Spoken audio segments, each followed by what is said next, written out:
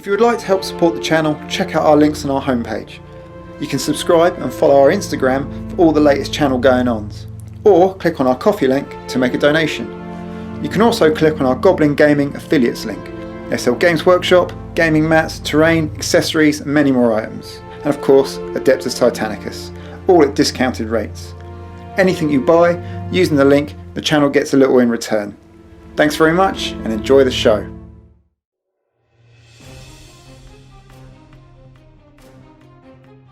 Hello Princeps and welcome to another episode of SOP, and in this video I'm going to talk about blocking terrain that doesn't block.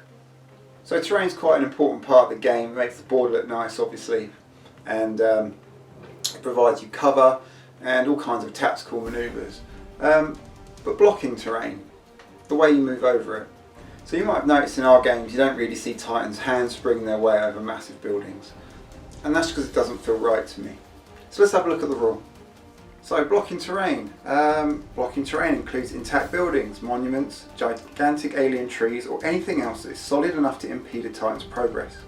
Units cannot voluntarily move through blocking terrain. If a unit is forced to move through blocking terrain, it stops in base contact with it and suffers a collision, as described on page 31.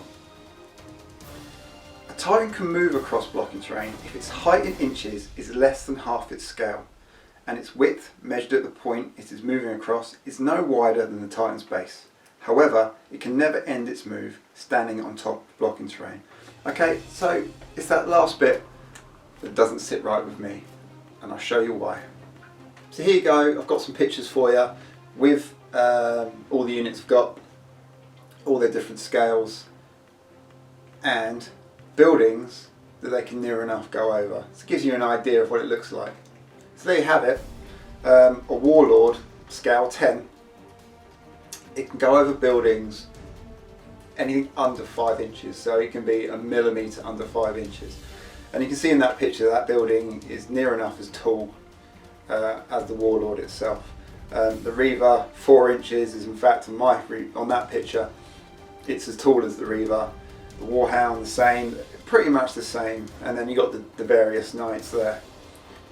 They're just too big. In an early game, when I was learning the rules, I had a Warlord who I thought was cornered and watched it just vault over an incredibly tall building and get out of the trap. Yes, by the rules, it's fine. And if you go to a club or a tournament, you're playing out the rule book, aren't you?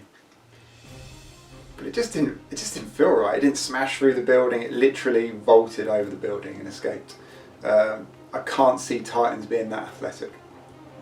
So how are we addressing this on the channel? Quite simple, we've just made up some scales.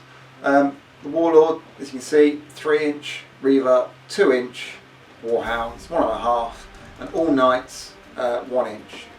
This feels right, it's more thematic.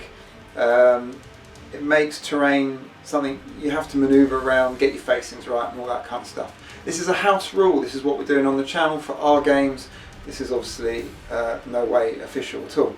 So if this is what you prefer, obviously speak to your opponent about it when you set up your games.